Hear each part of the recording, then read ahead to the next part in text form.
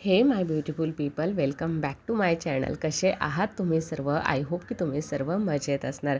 बऱ्याच दिवसांनी मोठा ब्लॉग चॅनलवर येतो आहे आणि स्पेशल ब्लॉग आहे. आज मी तुमच्यासोबत 6 मंथ प्रेग्नन्सी रुटीन शेअर करणार आहे. बऱ्याच लोकांच्या डिमांड होत्या की मी माझी प्रेग्नन्सी जी आहे ती चॅनलवर शेअर करावी आणि जे रुटीन आहे माझं ते मी अपलोड करावं. पण मी जसं मला होत होतं ना तसं मी मिनी ब्लॉग बनवत होती. आणि मेन म्हणजे काय होतं, हे जे सर्व जे व्हिडिओ आहेत प्रेग्नन्सीचे, ॲक्च्युली मी बऱ्याच दिवसांपासून मोठा ब्लॉग बनवायला पाहिजे होता आणि तो तुमच्यासोबत शेअर करायला पाहिजे होता. पण एवढी आता कॅपॅसिटी नाही राहत आणि कामं जी आहेत ती मर्जीनुसार होतात, रुटीननुसार काही होत नाही. जेवढं आपलं स्वतःचं रुटीन असतं तेवढं मॉर्निंगला होतं. बाकी घरातली कामं वगैरे जी आहे ती हळूहळू मी करते आणि त्यामुळे मोठा व्लॉग जो आहे तो शक्य नाही आहे. आणि मोठा व्लॉग एडिट करून त्यामध्ये रेकॉर्ड करणं ते पण एवढं शक्य होत नाही. म्हणून शॉर्ट्स व्हिडिओमध्ये मी माझी जी प्रेग्नन्सी जर्नी आहे ती थोडी थोडी का होईना तुमच्यासोबत शेअर करत असते. पण असो, आज लोकांच्या भरपूर डिमांड होत्या म्हणून म्हटलं चला 6 मंथ प्रेग्नन्सी रुटीन का होईना आपण चॅनलवर मोठा व्लॉग जो आहे तो अपलोड करूया. तर सर्वात आधी सकाळी ना मी घर वगैरे आवरून घेते आणि जे माझं काही सकाळचं रुटीन असतं, म्हणजे टिफिन वगैरे पण असतो बनवायचा, त्यानंतर नारळ पाणी वगैरे असतं घ्यायचं, ते सर्व मी मॉर्निंगला उठल्यावरच घेऊन घेते. आणि त्यानंतर मला कुठलीही मेडिसिन नाही आहे सकाळी, जी थायरॉईडची असते किंवा ओमेटिंगची असते, अशा कुठल्याही मेडिसिन मला सकाळी घ्यायच्या नाही आहेत. त्यामुळे माझी मॉर्निंग जी आहे ती थोडी रिलॅक्स असते. पण एकच आहे की उठायला त्रास होतो कारण रात्री झोप पुरेशी होत नाही त्यामुळे. तर तुम्हाला जर त्या गोळ्या वगैरे असतील, काहीतरी मेडिसिन दिलेली असेल डॉक्टरने मॉर्निंगची, तर तुम्ही ती नक्की घ्या. पण मला तसली कुठलीही मेडिसिन नाही आहे. सो पाणी पिऊनच मी माझ्या दिवसाची सुरुवात करते.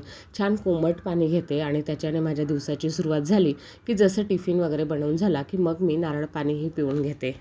त्यानंतर मग फ्रेश वगैरे होऊन जे आहे सर्व विंडो मी ओपन करते आणि इतकं भारी वाटतं, बाहेर फ्रेश फील होतं. एकदम सकाळची हवा जी असते ती एकदम फ्रेश असते आणि ती मला खूप जास्त आवडते. सो ते सर्व अनुभवण्यासाठी मी सगळ्यात आधी विंडो ओपन करून मग बाल्कनीत जाते. माझे झाडं जी आहेत त्यांना बघते आणि तो मूड जो आहे ना माझा, तो एकदम फ्रेश होऊन जातो सकाळी सकाळी आणि खूप छान वाटतं मला. त्यानंतर मग मी स्वतःसाठी नाश्ता आणि चहा बनवते. तर चहासोबत नाश्ता घेणं गरजेचं आहे. बऱ्याचदा मी उपमा, पोहे हे अशा प्रकारचा नाश्ता घेते. पण आज कुठून आणि काय माहिती, पण मला साबुदाणा खावासा वाटत होता आणि म्हणून मग मी थोडासा क्वांटिटीमध्ये का होईना पण साबुदाणा बनवलेला होता. कृष्णालाही तोच मी टिफिनमध्ये दिलेला होता आणि माझ्यासाठी बिलकुल थोडासा ठेवलेला होता. त्यामुळे थोडी चहा आणि साबुदाणा असं मी घेतलेलं होतं. आणि चहा मी थोडा कमी क्वांटिटीमध्येच घेते. पण बऱ्याच वेळेस ना मला प्रेग्नन्सीमध्ये आता चहा जास्त प्यावीशी वाटते, पण तरी मी स्वतःवर कंट्रोल करते. पण चहा जी आहे दिवसातून एकदा हवीच मला, म्हणून मी त्याच्यासोबत काही ना काही घेत असते. टोस्ट म्हणा, खारी म्हणा, काहीही मी त्याच्यासोबत एन्जॉय करते. आणि मग त्यानंतर जे आहे तर मी थोडंसं फिरायला जाते. आणि हो, नाश्ता करताना मी देवाचे मंत्र पण लिहून घेते आणि पूर्ण दिवसात मला करायचं काय, कुठली ॲक्टिव्हिटी करायची, काय करायचं, सर्व मी नोट डाऊन करून ठेवते तेवढ्या वेळात. आणि मग मी जाते फिरायला. सो सकाळचा मॉर्निंग वॉक जो आहे तो एकदम महत्त्वाचा असतो. मॉर्निंग वॉक आणि मी नाईट वॉक दोघं करते.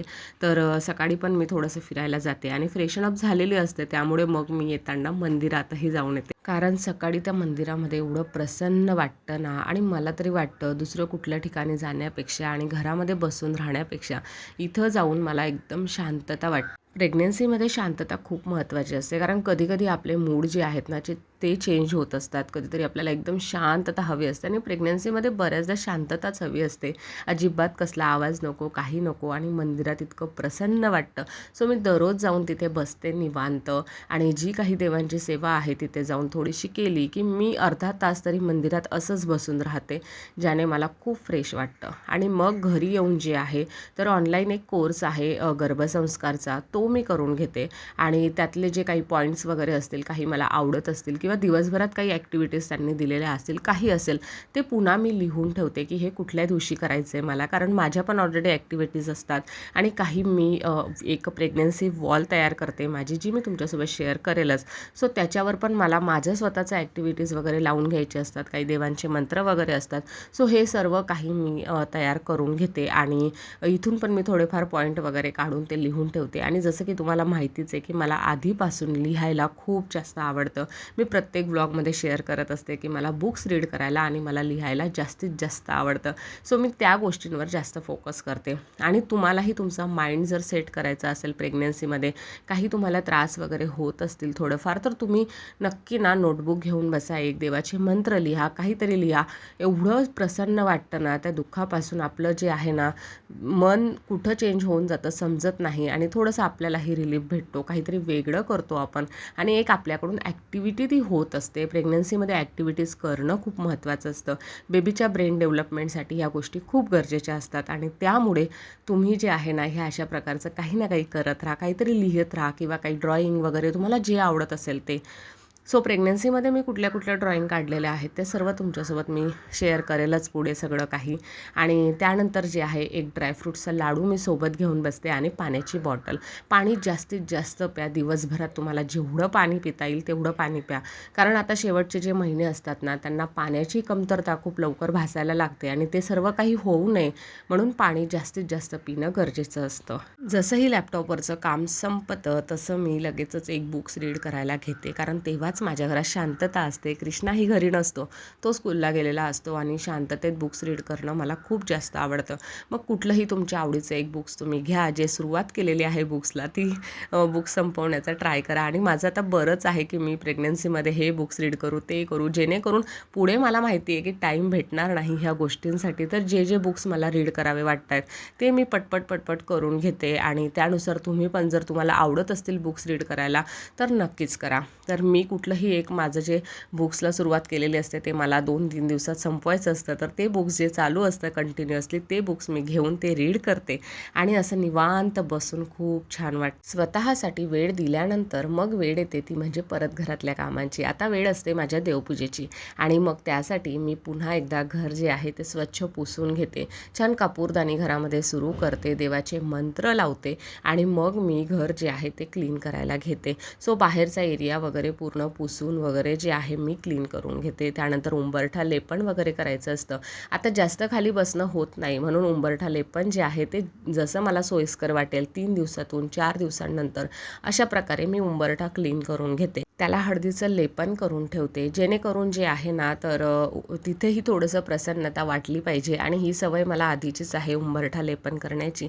सो मला ज्या दिवशी एकदम ओके वाटतं त्या दिवशी मग मी अशा प्रकारे उंबरठा लेपन जे आहे ते करूनच घेते. पण 3 ते 4 दिवसांनंतर असं करत असते. उंबरठ्याची पूर्णपणे पूजा वगैरे झाली की मग देवपूजा करून घेते आणि सोयीनुसार जसं बरं वाटतंय, आज एकदम ओके वाटतंय, मग देवघर पूर्ण साफ वगैरे करून घेते, एकदम व्यवस्थित करते. आणि मग नंतर मी लंच वगैरे बनवून घेते आणि मग कृष्णाला घ्यायलाही जाते. सो दिवसातून माझं 3दा फिरणं होतं. एकदा मॉर्निंग वॉक होऊन जातो, त्यानंतर त्याला घ्यायला जाते तेव्हा एकदा फिरणं होऊन जातं आणि एकदा मग रात्रीचं जेवण झाल्यानंतर आम्ही फिरायला जातो. आज लंचमध्ये अशी छान लसलशीत मी खिचडी बनवलेली होती, खूप टेस्टी बनली होती. अशा प्रकारे हा माझा 6व्या महिन्याचा व्हिडिओ आहे आणि आय होप की तुम्हाला खूप आवडला असेल. 6 मंथ प्रेग्नन्सी रुटीन आवडलं असेल तर कमेंट सेक्शनमध्ये मला नक्की सांगा. Thank you so much for watching. Bye bye. तुमचं असंच प्रेम माझ्यावर राहू द्या.